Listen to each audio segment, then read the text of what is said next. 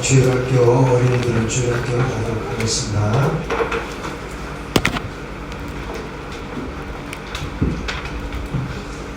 오늘 말씀은 히브리서 4장 12절에서 13절까지의 말씀이 되겠습니다. 말씀을 붙잡으라라는 제목으로 송준호 목사님께서 말씀 전해주시겠습니다. 우리 모두가 말씀 듣는 가운데 또 큰 은혜 받는 여러분과 제가 되시고 또 말씀 듣고 또 실천하는 우리 모두가 되길 간절히 소망합니다. 오늘도 변함없이 오늘 주님을 예배하기 위해서 제가 나온 한 분 한 분 하나님께서 너무나 기뻐하시고 또 예배를 통해서 또 귀한 말씀과 또 은혜 허락하실 것을 믿습니다.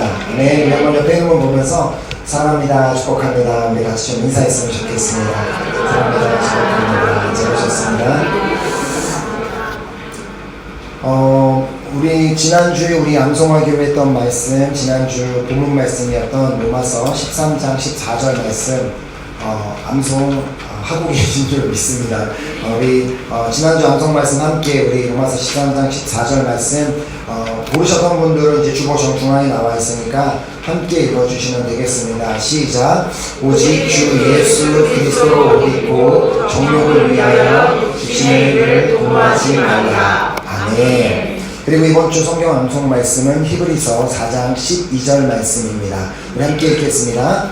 하나님의 말씀은 살아있고 활력이 있어 저를 향해서 어떤 검보다도 예리하여 혼과 영과 및 관절과 골수를 찔러 쪼개기까지 하며 또 마음의 생각과 뜻을 판단하나니. 아멘. 아멘. 오늘 잠깐 그 본문 보기 전에 그 광고를 두 가지만 이제 먼저 드리면은 지난 그 주보에도 나와 있는데 우리가 계속해서 이렇게 그 콩고 이제 그 식구들을 이곳으로 초청하기 위해서 비자 신청하고 또 이제 비자 재심사 그 재판이 지난 6월 말에 있었다가 원래 지난주 수요일 날 7월 그 17일 날 그 결과가 나왔어야 됐는데 여러분들 우리 프랑스에 사시는 분들은 잘 아시겠지만 여름 바캉스 기간에는 프랑스 사람들이 일을 안 합니다. 그래서 똑같이 어떻게 저는 그 재판도 그렇게 늦어지는지 몰랐어요. 전화를 해보니까 바캉스 기간이라서 재판 결과도 늦게 나온다. 그래서 언제 나올지가 모릅니다. 그래서 아마도 하나님께서 끝까지 우리가 믿음을 포기하지 않고 계속해서 깨어서 기도할 수 있도록 아마 우리에게 허락하신 시간이라고 믿고 우리가 결과 나오는 그날까지 우리가 계속해서 우리 기도해 주시고요. 결과 나오는 대로 우리 목자님들을 통하여서 여러분들에게 결과를 말씀드리도록 하겠습니다. 그리고 두 번째 광고는 이제 우리가 이제 그 본당 이제 공사를 하고 있는데 원래는 우리가 맨 처음 우리가 그 공사한다는 소식을 들었을 때는 뭐 일주일 동안 교회를 문을 닫을 것이다 그랬는데 결론적으로 지금 우리가 벌써 뭐 한 달이 넘는 시간을 이렇게 지금 이렇게 그 본당에서 예배를 못 드리고 있는데 아마도 이렇게 보신 분들은 보시겠지만 곧 끝날 공사가 아닙니다. 그래서 이렇게 시에서 이거 진행하는 공사라서 아마도 이번 여름이 다 지나갈 때까지 아마 우리가 본당에 못 들어가고 계속 이곳에서 예배를 드리게 될 것이니까 그렇게 알아주시고 또 이렇게 공사가 빠른 시일 내에 또 일하시는 분들 다치지 않고 안전하게 다 잘 속히 마칠 수 있도록 또 그렇게 기도해 주시면은 감사하겠습니다. 네. 그리고 또 오늘 또 우리 매번 예배 때마다 또 광고하겠지만 또 예배로 나아갈 때 우리가 주님 앞에 신령과 진정으로 또 주님만을 바라보면서 집중하면서 예배드리기 위해서는 우리가 외부에서 들어오는 어떤 그 방해되는 거는 차단을 해야 됩니다. 그래서 꼭 핸드폰을 가지고 계신 분들, 아직 켜두신 분들은 꼭 핸드폰을 끄셔서 우리가 예배 중에 막 연락이 와서 막 그거를 보고 그러는 것이 아니라 오직 이 자리의 주인이 되시는 그 주님만을 바라보고 주님만을 예배할 수 있는 모두가 되었으면 좋겠습니다. 그다음에 오늘 우리 하나님께서 우리에게 주시는 말씀은 우리 히브리서 4장 12절에서 13절까지 말씀 우리 함께 한 목소리로 읽도록 하겠습니다. 시작. 하나님의 말씀은 살아있고 활력이 있어 좌우에 가서 어떤 검보다도 예리하여 혼과 영과 및 관절과 골수를 찔러 쪼개기까지 하며 또 마음의 생각과 뜻을 판단하나니. 지으신 것이 하나도 그 앞에 나타나지 않음이 없고 우리의 결산을 받으시기에 눈앞에 만물이 벌거벗은 것 같이 드러나느니라. 아멘. 잠깐 기도하고 말씀 받겠습니다. 하나님 아버지 감사드립니다. 저희들을 오늘도 변함없이 사랑해 주셔서 저희들에게 귀한 생명을 허락하시고 또 그 귀한 생명을 가지고 주님 앞에 나와 예배하게 하심을 너무나 감사드립니다. 오늘 예배를 통하여서 하나님 우리에게 주시고자 하는 그 귀한 말씀을 받기를 소망합니다. 하나님 아버지 이 시간 말씀이 선포될 때에 어떤 한 인간의 말로 전달되고 인간의 말로 받는 시간 되는 것이 아니라 이 자리에 주인이 되시고 또 교회의 머리 되시는 예수 그리스도께서 우리 한 사람 한 사람에게 직접적으로 말씀하시는 당신의 음성을 듣고 당신의 말씀을 받는 시간 될 수 있도록 역사하여 주시옵소서. 예배를 마친 순간까지 함께 하시고 인도하실 주를 믿고 감사드리오며 예수 그리스도 이름으로 기도드렸습니다. 아멘. 아멘. 우리가 이렇게 매일마다 하는 그 말, 그 한마디 한마디 그 말에는 상당한 힘이 있습니다. 우리 이미 들어서 이제 아시는 분들도 있겠지만 우리가 하는 그 말에는 힘이 있는데 우리나라 그 속담에도 그런 말이 있잖아요. 말 한마디가 천냥빛을 갚는다라는 그 말처럼 우리가 하는 그 한마디의 말은 그 힘이 있는데 그 힘은 엄청나게 큰 영향력을 가지고 있다는 것입니다. 자, 그러나 우리의 말이 아무리 큰 힘이 있다고 할지라도 그 말을 듣는 사람이 있어야지만 그 말은 힘을 발휘하고 또 영향력을 끼칠 수가 있습니다. 자, 예를 들어 미국의 역사상 가장 위대한 연설가 중에 한 명이라고 말하는 그 오바마 전 대통령이 위대한 연설을 막 준비하고 또 준비하고 토의하고 회의해서 엄청나게 위대한 연설을 준비했다고 할지라도 그 연설을 발표하는 날 듣는 사람이 아무도 없다면 그것은 아무 힘도 아무 영향력도 가질 수 없는 것과 마찬가지입니다. 자, 이처럼 우리의 말은 듣는 이에게 바로 우리의 말을 듣는 사람들에게 영향을 받게 하는 그런 힘이 있습니다. 자, 물론 그렇다고 해서 모든 말, 우리가 하는 모든 말이 다 똑같은 힘을 가진 것만은 아닙니다. 말을 하는 사람이 누구냐에 따라서 그 지금 말을 하고 있는 그 사람이 누군지에 따라서 그 말을 받는 사람이, 말을 듣는 사람이 그 받는 영향이 커질 수도 있고 또 작아질 수도 있기 때문입니다. 자, 한국에서 어떤 한 분이 길거리에서 우리나라에 이렇게 보면은 길거리에서 야채를 파는 트럭이 있잖아요. 거기에서 이제 야채를 사러 이렇게 갔답니다. 그래서 거기에서 뭐 양파도 사고 이런저런 그 채소를 사면서 그 파시는 분에게 이 원산지가 어디냐고 물어보았습니다. 그러자 그 파는 분이 물론 국산이죠. 그렇게 대답을 했습니다. 자, 그런데 국산이라고는 했는데 그 야채가 담겨져 있는 상자를 보니까 중국산이라고 써 있어서 저 죄송한데 이 상자에는 중국산이라고 써 있는데요? 라고 그렇게 하니까 그분이 그렇게 대답했습니다. 제가 중국 사람입니다. 자, 만약 우리가 이런 경우를 당한다고 하면 그런 사람의 말이 물론 거짓말인 건 알지만 딱히 그것이 우리에게 어떤 뭐 상처가 되거나 어떤 큰 충격을 주거나 우리가 잘 관계없는 분의 말에는 큰 영향을 받지는 않습니다. 그러나 우리와 가까운 사람이 한 말이라면 그 경우는 전혀 달라집니다.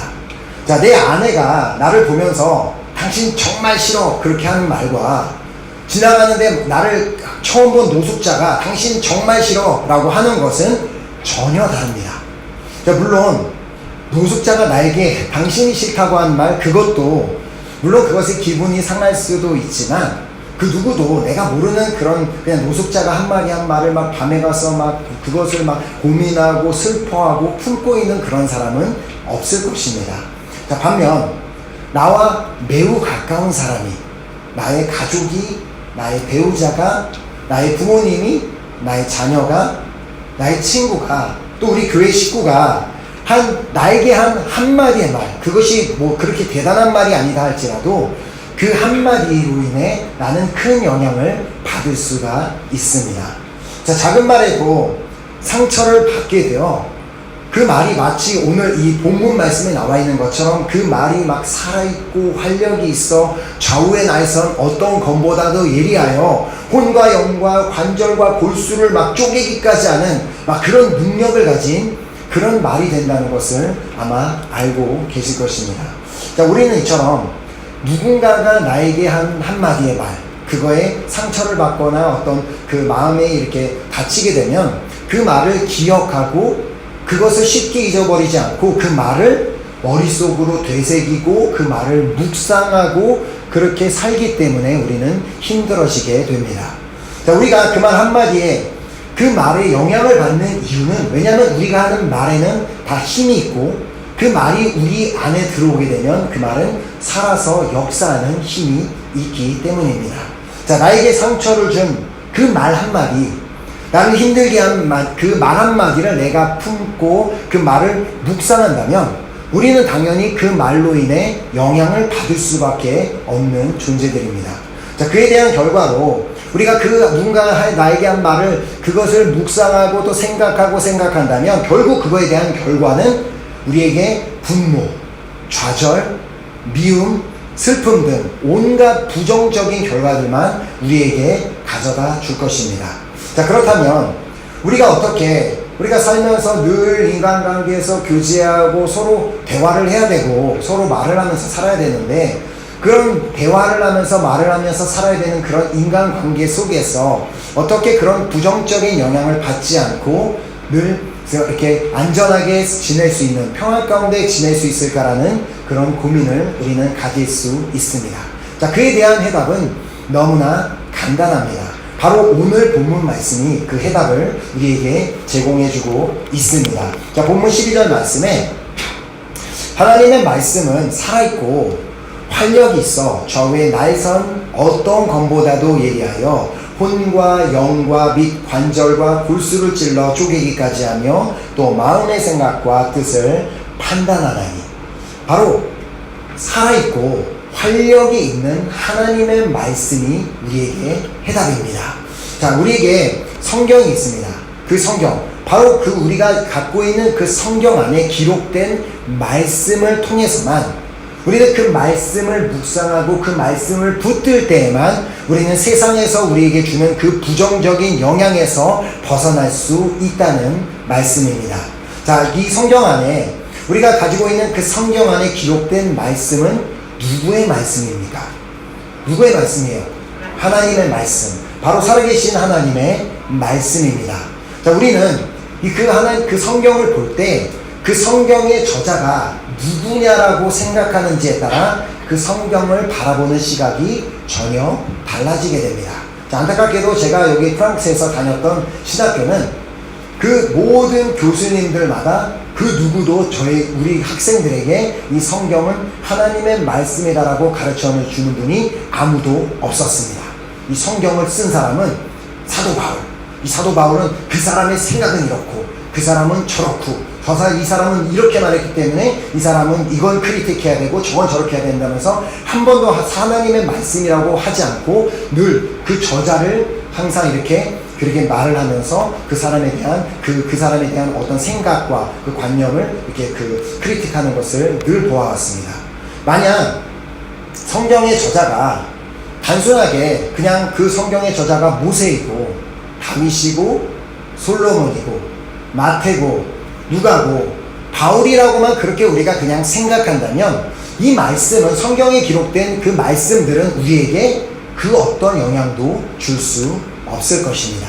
왜냐하면 그들은 우리와는 아무 상관이 없는 사람들이기 때문입니다.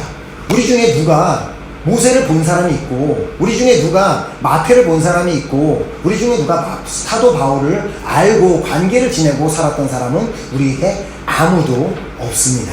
자, 그렇게 그들이 만약 인간이 그냥 그 성경에 있는 그 글들을 썼다면 그 사람들이 쓴 글은 우리에게 어떤 특별한 영향을 줄 수는 없습니다. 자, 그러나 그들로 하여금 그 수많은 저자들로 하여금 이 성경을 기록하게 하신 분이 그들을 감동을 주신 분이 누구인지를 우리가 생각한다면 이 이야기는 완전히 달라지게 되어 있습니다. 자, 디모데후서 3장 16절은 다음과 같이 말씀합니다.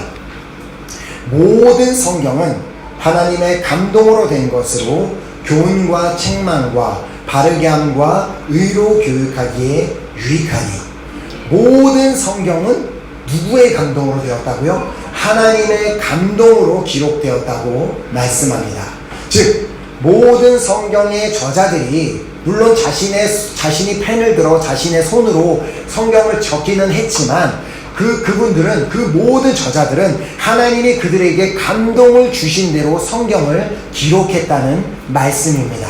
자, 그런데 이 감동을 주신 그분, 그 저자들에게 감동을 주신 그 하나님이 어떤 분이십니까?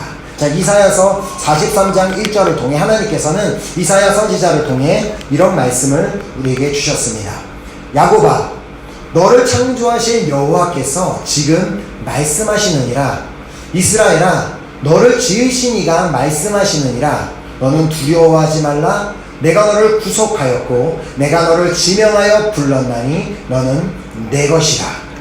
바로 이 성경을 기록하도록 그 저자들에게 감동을 주신 분은 우리를 창조하신 분이시며 우리를 있는 모습, 이 모습 이대로 지으신 분이시며 우리를 지명하여 부르셔서 이 예배자리에 있게 하시고 프랑스 땅에 있게 하신 분이시며 또 나에게 너는 내 것이다 라고 말씀하시는 분이십니다. 자, 그렇다면 나를 이렇게 창조하신 분, 나를 이렇게 지으신 분, 나를 지명하여 부르신 분, 또 나에게 너는 내 것이다 라고 말씀하시는 분이 여러 저자들을 통해 이 성경을 기록하게 하셨다면 그 말씀은 분명 나에게 너무나 유익하고 나의 삶에 있어서 너무나 필요한 말씀을 쓰라고 하지 않으셨겠습니까? 바로 이 하나님의 말씀이 내 안에 들어오게 되면 그 말씀 역시 우리 인간의 말이 우리 안에 들어오면 살아서 역사하는 것처럼 그 하나님의 말씀 역시도 내 안에 들어와야지만 살아서 역사하는 말씀이 된다는 말입니다. 자, 물론 성경에 기록된 그 글자 자체가 살아있지는 않습니다. 성경에 기록된 그 글씨들은 살아있지 않지만 그 성경에 기록된 말씀을 우리가 읽어서 그 말씀이 우리 안에 들어온다면 그 말씀이 그때부터 살아있는 말씀으로 변화되게 되는 것입니다. 자, 내가 읽지도 않고 성경을 읽지도 않고 그냥 그 성경을 덮어둔 그 말씀은 그 안에 아무리 너무나 귀하고 복된 말씀들이 적혀있다 할지라도 나에게 있어서는 그 말씀은 살아있는 말씀이 아니라 그냥 죽은 말씀이 될 수밖에 없습니다. 오직 성경을 열어 그 말씀을 읽는 자에게만 그 말씀은 살아있는 말씀이 될 수 있는 것입니다. 자, 그렇게 우리는 반드시 우리가 그리스도인이라고 한다면 나는 예수님을 믿습니다라고 하는 사람이라면 아주 당연히 성경을 열어 그 말씀을 읽어야만 합니다.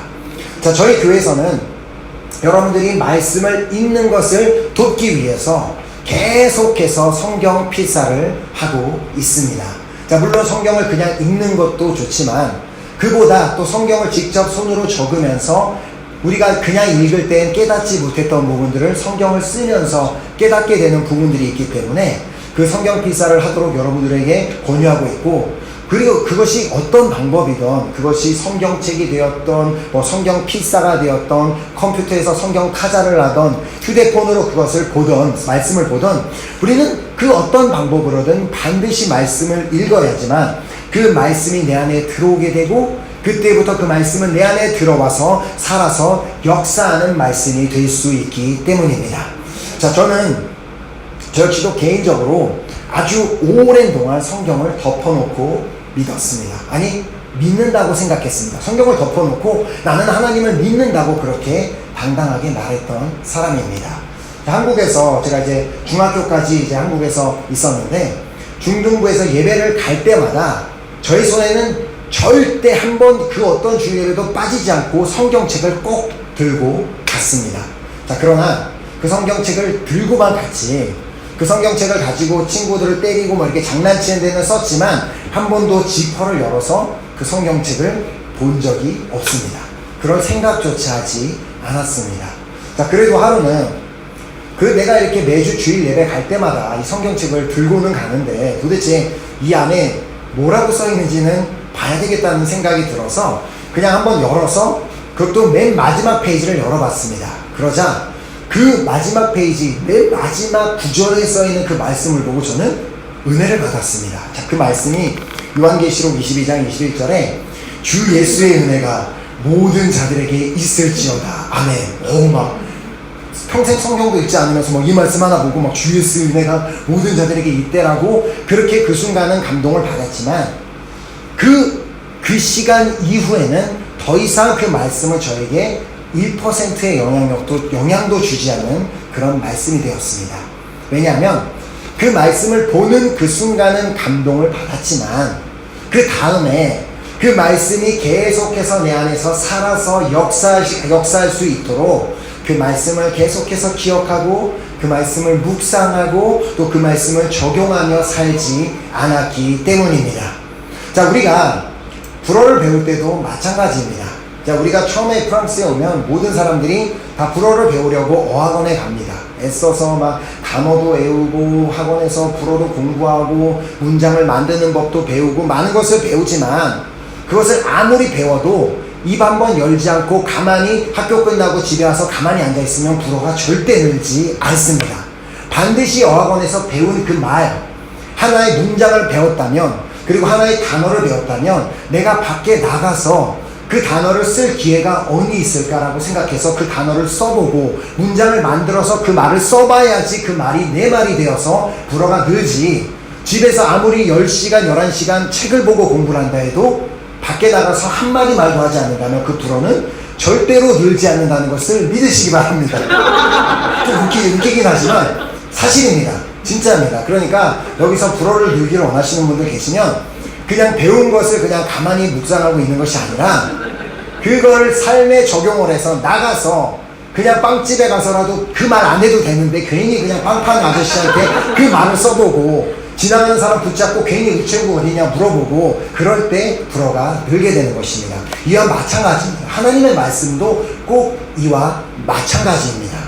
성경에 기록된 그냥 말씀 자체, 성경에 써있는 글자는 살아있는 말씀이 될 수 없습니다. 그러나 그 말씀을 내가 읽은 다음에 그 구절이 내 안에 들어오고 내가 그 말씀을 기억하고 그 말씀을 묵상하고 그리고 내가 만나는 여러 가지 상황 가운데 그 말씀을 응용해서 그 말씀으로 내가 이겨내고 그 상황들을 승리해 나갈 때 바로 그 말씀이 내 것이 되고 그 말씀이 비로소 내 안에서 살아 역사하는 말씀이 되는 것입니다. 자, 그래서 오늘 본문 말씀은 우리에게 다음과 같이 말씀하고 있는 것입니다. 자, 12절을 다시 보면 하나님의 말씀은 살아있고 활력이 있어. 자, 사실 여기서 이 활력이라고 번역한 이 단어는 이 개역 한글 성경에는 운동력이라고 번역을 했습니다. 자, 근데 이제 원어로 보면 이 단어는 에네흐게스라는 그 단어로 그 뜻을 보면은 효과적인이나 효력 있는 이라는 뜻을 가진 단어가 바로 이 에네흐게스라는 단어입니다. 자, 불어에서는 이 성경에도 보면 car la parole de Dieu est vivante et efficace. 그러니까 efficace가 바로 효과적이나 효력이 있다라는 그 뜻을 담고 있는 것입니다. 자, 그렇습니다. 하나님의 말씀은 우리의 삶에 있어서 그냥 말씀이 아니라 매우 효력이 있는, 효과가 있는 말씀이라는 뜻입니다.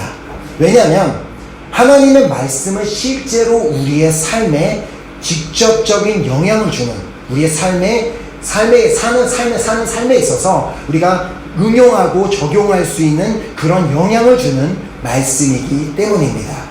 자, 나와 가까운 사람과 지내면서 그들과 어쩔 수 없이 대화 가운데 받게 되는 안 좋은 영향. 자, 그리고 나의 환경에서 내가 만나는 문제 그리고 어떤 여러 가지 그런 일들로 인해 받는 그 안 좋은 영향으로 인해 내가 낙심되고 좌절되고 슬퍼지고 분노가 일어나고 짜증이 나고 그로 인해 그렇게 넘어질 수 있는 그 상황 가운데 우리를 붙잡아주고 우리를 보호해주는 역할이 바로 하나님의 말씀이라는 것입니다. 자, 하나님의 말씀은 우리의 생각을 우리가 갖고 있는 우리의 개인적인 그 생각을 하나님의 말씀은 하나님께로 돌리는 그런 효과를 가지고 있습니다. 자, 비록 지금 내가 처한 환경이 매우 좀 화가 나고 답답하고 슬프고 고통스럽고 그냥 인간의 말로 표현하기 어려운 너무 힘든 환경이라고 할지라도 살아있는 하나님의 말씀이 내 안에서 역사하기 시작한다면 그 말씀은 내 삶에 큰 효력을 행하기 시작합니다. 자, 한번 요셉의 이야기로 다시 가보도록 하겠습니다. 제가 2주 전에도 요셉의 이야기를 한 적이 있는데 요셉이 형들의 손에 팔려 애굽으로 가기 전에도 이미 요셉은 아주 불행하다면 매우 불행한 그런 인생을 살았던 사람입니다. 왜냐하면 그의 가정은 이렇게 쭉 살펴보면 그렇게 행복한 가정이라고 할 수 없는 그런 가정이었습니다. 자신의 아버지인 야곱에게는 4명의 부인이 있었습니다. 자, 그것도 야곱이 원해서 4명의 부인을 가진 것이 아니라 원래는 라헬이라는 여자와만 결혼해서 그 여자와 행복하게 살려고 했는데 장인어른에게 어쩔 수 없이 속아서 레아라는 그 언니인 레아까지 결혼해서 2명의 여자와 살게 됩니다. 자, 그런데 레아는 아이를 너무나 막 잘 낳는 반면 라헬은 아이를 낳을 수 없게 되자 자신이 너무 막 질투심이 생기고 경쟁심이 생겨서 자신이 아이를 못 낳으니까 자신의 여종을 남편에게 주어 그 여종으로 인해 자식을 낳게 합니다. 자, 그러자 레아도 질세라 나도 너에게 질 수 없다 라고 그래서 자신의 여종을 남편에게 주어서 누가 더 아이를 잘 낳는지 보자라며 경쟁을 하기 시작합니다. 남편의 의사와는 별로 상관이 없이 아내들이 내가 더 저 여자를 이겨보겠다라는 그 경쟁심 가운데 어쩔 수 없이 야곱은 아내가 4명이 생겨납니다. 자, 그렇게 서로에 대한 경쟁심으로 인해 그 여자들 사이에서 얼마나 그 경쟁심이 심했겠어요. 갈등도 심하고 긴장감도 심한 그 집안에서 요셉이 태어났습니다. 자, 그는 과연 그런 분위기에서 태어난 요셉이 과연 행복할 수 있었을까요? 그렇게 엄마의 품 안에서 그나마 엄마의 품 안에 있을 때는 좀 보호받는 것 같고 평안 가운데 있는 것 같고 안전한 것 같은 그의 삶이 하필이면 그의 동생 베냐민이 태어나는 날 엄마가 돌아가시게 됩니다.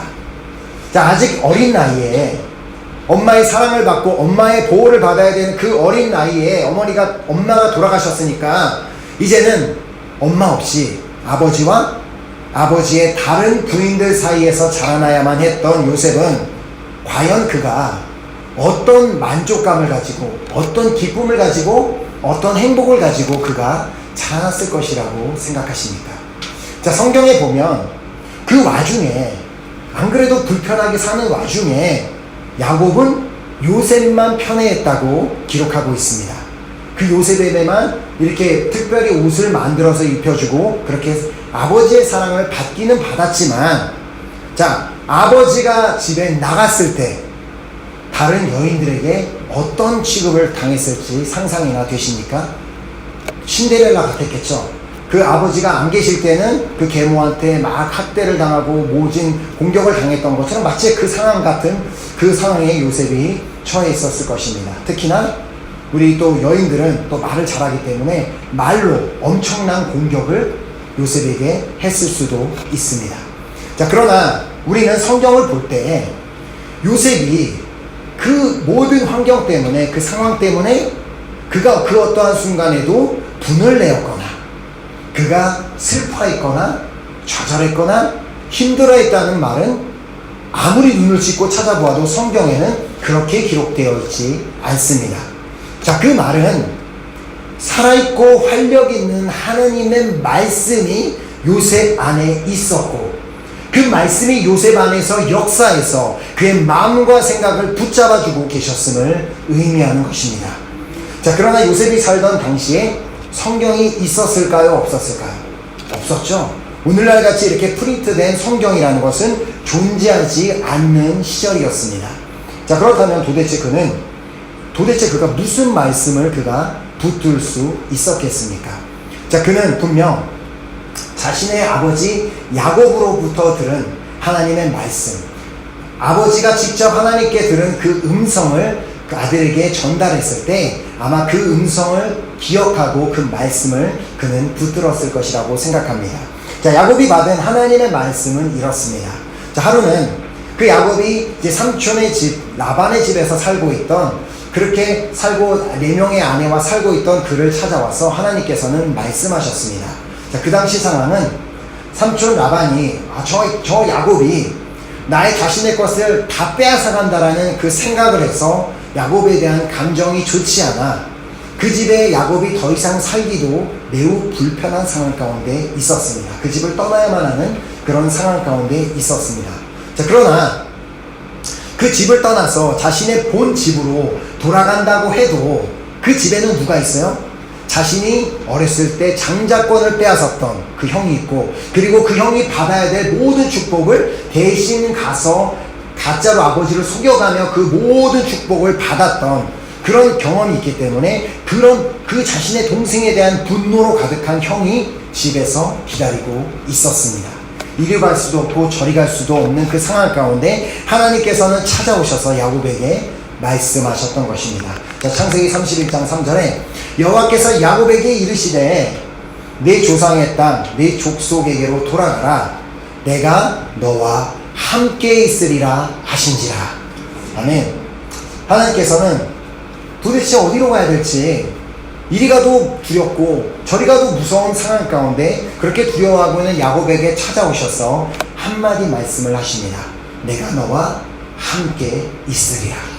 자, 이 말씀이 야곱 안에 완전히 그 말씀을 들어왔고 야곱이 그 말씀을 붙잡았을 때 그 말씀이 야곱 안에 들어와 살아있고 효력이 있는 말씀이 되어서 그 말씀이 야곱을 붙들었기 때문에 야곱은 그 다음에 만나는 그 모든 상황 가운데서도 결국 그렇게 그는 끝까지 승리할 수 있었고, 그 말씀을 이제는 야곱이 요셉에게 알려주었을 것이 분명합니다.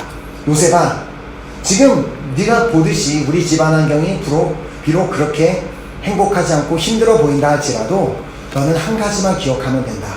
그리고 앞으로 너가 어떤 인생을 살아갈지 모르지만 너는 그냥 한 가지만 기억하면 된다. 내가 하나님께 들었던 그 말씀, 그 음성, 하나님이 너와 함께 하신다는 사실, 그거 하나만 붙잡아라. 이 말씀이 요셉 안에 들어와 그 말씀이 살아있는 말씀이 되어 그의 인생을 효과적으로 인도했기 때문에 요셉은 끝까지 승리하는 인생을 살았는 줄 믿습니다. 자, 그렇다면 이 자리에 모이신 여러분들은 과연 여러분의 삶 가운데 어떤 말씀을 붙들고 살아가고 계십니까? 어떤 말씀이 여러분 안에 들어가서 그 말씀이 여러분 안에서 살아있고 효과적인 말씀으로 여러분 안에서 매일매일 역사하고 있습니까? 자, 만약에 그런 말씀이 없었다면 오늘 이 시간부터라도 하나님의 말씀을 한 구절이라도, 오직 한 가지 말씀이라도 붙잡기로 결단하시기를 바랍니다. 자, 그렇다면 그 말씀이, 여러분들이 그 말씀을 붙잡고 그 말씀을 기억하고 그 말씀을 응용하고 살아가기로 결단한다면 그 말씀이 여러분 안에 들어가서 살아서 역사할 것이며 그 말씀이 여러분의 인생을 매우 효과적으로 붙들어 주실 것을 믿습니다. 저는 어제 우리 그 기도 모임을 통해서 우리 그 희주 자매의 간증을 들으면서 너무나 많은 은혜를 받았고 또 도전을 받았습니다. 자, 희주 자매가 그 자신이 간증한 대로 매우 그 힘든 그 모든 그 상황 가운데서도 넘어지지 않고 일어날 수 있었던 것은 하나님의 말씀이 우리 희주 자매 안에 들어갔고 그 말씀을 붙잡고 그 말씀대로 살아가려고 노력했을 때 그 말씀이 그 자매 안에 들어가서 살아있고 효력이 있는 말씀이 되었기 때문에 쓰러지지 않고 이렇게 다시 일어나 살아갈 수 있었던 것입니다. 저는 이와 똑같은 일들이 여러분의 삶에서도 매일매일 동일하게 일어나기를 소망합니다. 그러기 위해서는 우리가 뭘 해야 돼요? 반드시 매일 말씀을 읽어야 합니다.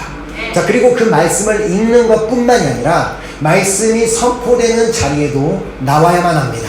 우리가 스스로는 하나님의 말씀을 잘 이해할 수 없는 그런 능력이 없지만 이 하나님께서 또 우리 귀한 하나님의 목사님이나 선교사님을 통해 목회자들을 통해 깨닫게 하신 분들을 그 내용들을 이 말씀 시간을 통하여 전달하게 하시기 때문에 반드시 말씀 자리에 나와 그 말씀을 시간을 통해 선포되는 그 말씀을 또 붙잡는 시간이 될 수 있도록 개인적으로 말씀 읽는 것 또 말씀 자리에 나와야만 하는 것입니다. 자, 그리고 그 받은 말씀을 받으면 말씀을 받았다고 좋다 하고 그냥 지난주에 말씀을 드린 것처럼 그 자리에서는 말씀을 받고 말씀의 옷을 입는데 성전문을 나가면서 그 옷을 훌러덩 벗어버리고 다음 주에 다시 왔을 때 주섬주섬 그 옷을 입으면 그 말씀은 우리의 삶 가운데 살아 역사하는 말씀이 될 수 없기 때문에 우리가 받은 말씀을 반드시 기억하고 그 말씀을 매일 묵상하고 그리고 그 말씀을 우리 실제적인 삶에 적용할 때 그 말씀이 내 말씀이 되는 거고 나에게 능력으로 임하고 내 삶 가운데 살아있는 말씀이 되는 것입니다. 자, 주님께서는 성경 안에 너무나 많은 말씀들을 우리에게 주셨습니다. 자, 야곱에게 하셨던 말씀처럼 또한 여러 번 하나님께서 반복해서 말씀하셨던 것처럼 주님께서는 내가 너와 함께 하시겠다라는 그 약속을 우리에게 주셨습니다. 자, 그리고 내가 너와 함께 하리라고 약속하셨던 그 예수님께서는 우리에게 또 이렇게 말씀하셨습니다. 요한복음 14장 27절을 통해 평안을 너희에게 끼치노니 곧 나의 평안을 너희에게 주노라. 내가 너희에게 주는 것은 세상이 주는 것과 같이 아니하니라. 너희는 마음에 근심하지도 말고 두려워하지도 말라.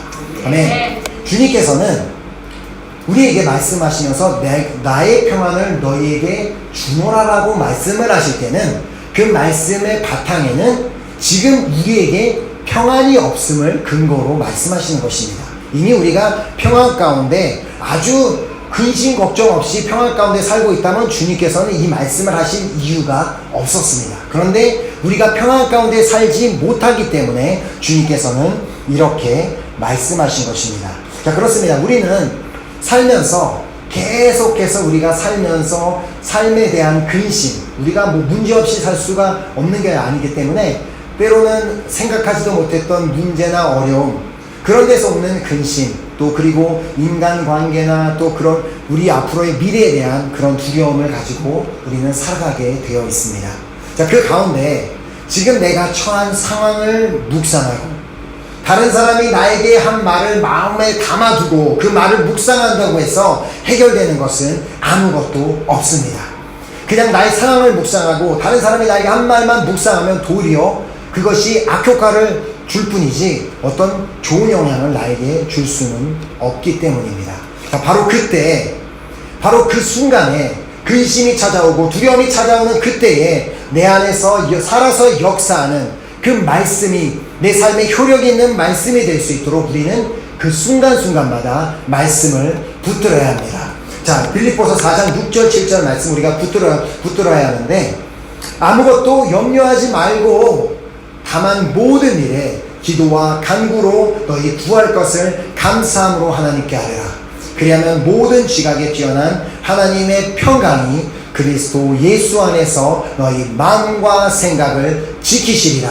아멘. 주님께서 이렇게 말씀을 주실 때 아무것도 염려하지 말라고 말씀하실 때는 그 바탕에 뭐가 있다고요?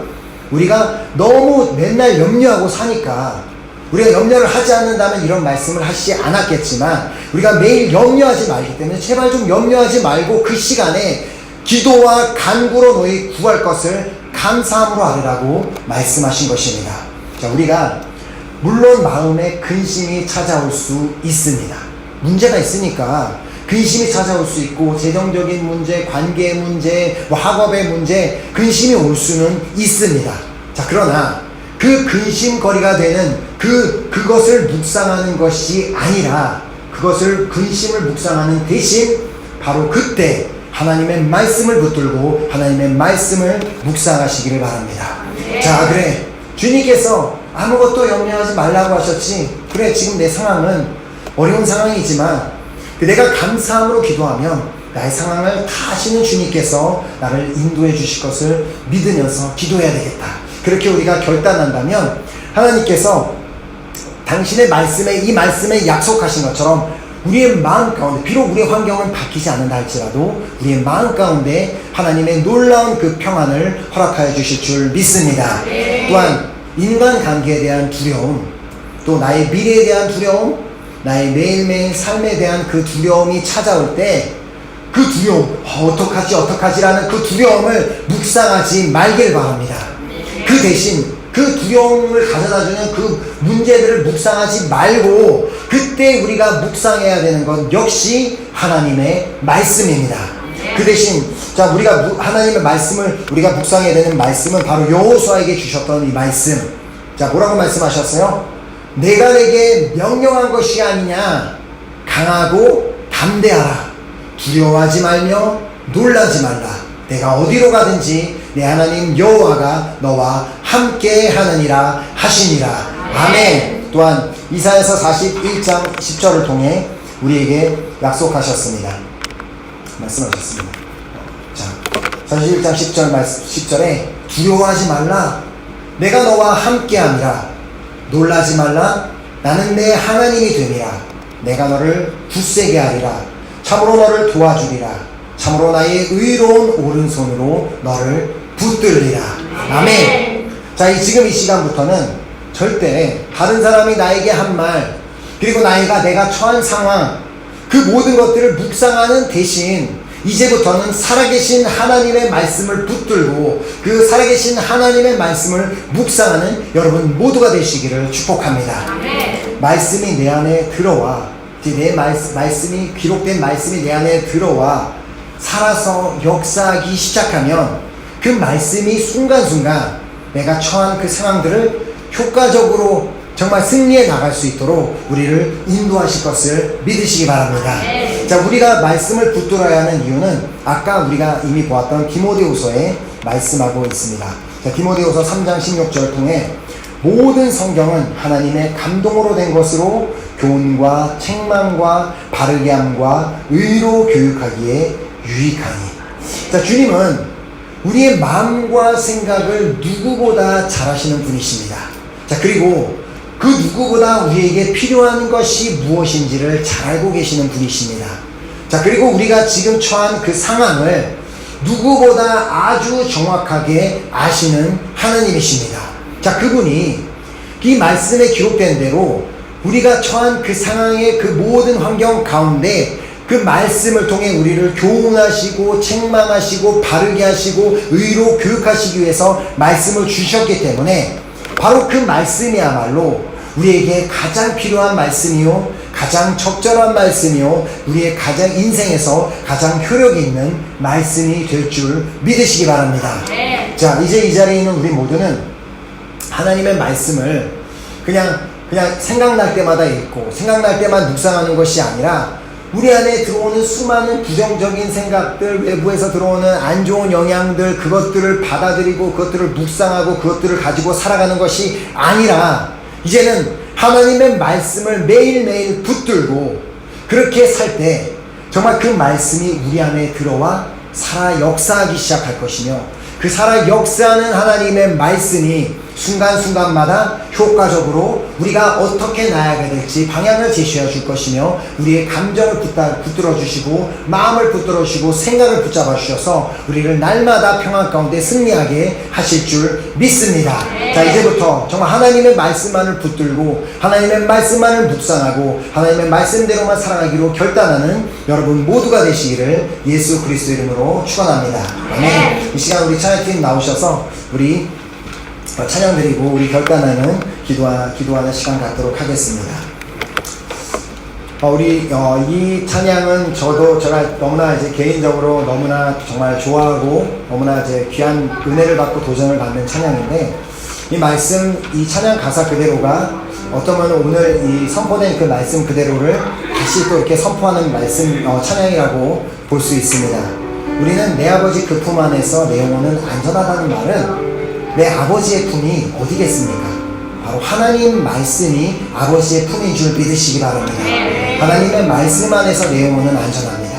그리고 하나님의 말씀이 내 생각을 하나님께로 돌려 하나님의 뜻을 깨닫게 하고 하나님의 마음을 깨닫게 하고 하나님이 계획을 깨닫게 하시는 거지 하나님의 말씀을 읽지도 않으면서 어디 다른 데서 어떻게 하나님의 뜻을 깨달을 수 있지, 하나님의 음성을 들을 수 있지라고 그렇게 허공을 떠도는 그런 생각을 갖지 않으시길 바랍니다.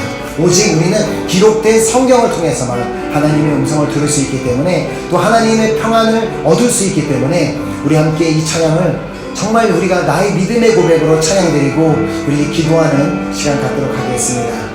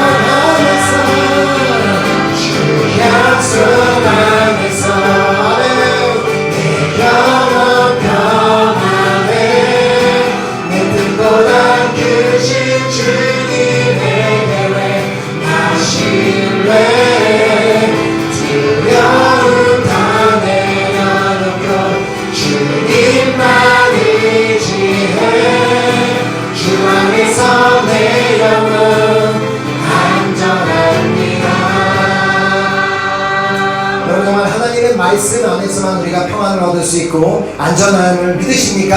이 시간 우리 결단하며 기도하도록 하겠습니다. 하나님, 당신이 우리를 사랑하시기 때문에 우리에게 주신 귀한 성경 말씀, 이제 이 시간부터 당신의 말씀을 붙들고 당신의 말씀을 묵상하고 당신의 말씀을 적용하는 삶을 살기를 간절히 소망합니다. 지금까지 나의 상황들을 묵상하고 다른 사람이 나에게 했던 말들을 묵상하고 그것을 생각하며 살았던 그 모든 과거는 이제 다 내려놓고 이제 이 시간부터는 나에게 안 좋은 영향을 주는 것들을 뛰어넘는 놀라운 하나님의 계획과 하나님의 능력의 말씀이 기록되어 있는 그 성경을 읽고 그 말씀을 붙들므로 말미암아 그 말씀이 내 안에서 살아 역사하는 말씀이 되기를 간절히 소망합니다. 그 말씀이 효력이 있는 말씀이 되어 나의 삶을 인도하시기를 간절히 소망합니다. 하나님, 내가 이제 말씀을 읽을 때마다 그 말씀으로 내 안에 살아 역사하여 주시옵소서. 내가 말씀을 읽고 그 말씀대로 살아갈 수 있도록 나를 도와주시고 붙잡아 주시옵소서. 우리 결단하며 주여 삼창하며 기도하겠습니다. 주여, 주여, 주여. 아버지 주여 감사합니다. 하나님 귀한 말씀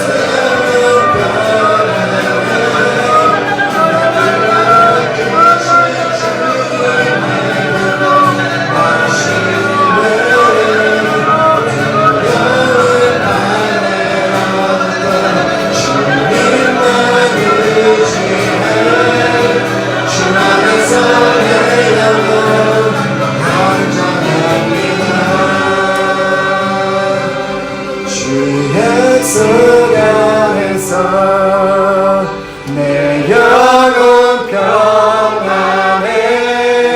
내 뜻보다 크신 주님의 계획 나 신뢰해. 두려움 다 내려놓고 주님만 의지해. 주 안에서 내 영혼 안전합니다. 아멘. 지금 이 자리에서 이제 우리 모두는 이제 하나님의 말씀을 읽고 하나님의 말씀을 붙잡고 하나님의 말씀을만을 묵상하고 하나님의 말씀을 적용하며 실천하며 삶으로 말미암아 날마다 주님이 부어주시는 그 평강으로 살아가시는 여러분 모두가 되시기를 다시 한번 예수 그리스도 이름으로 축복합니다.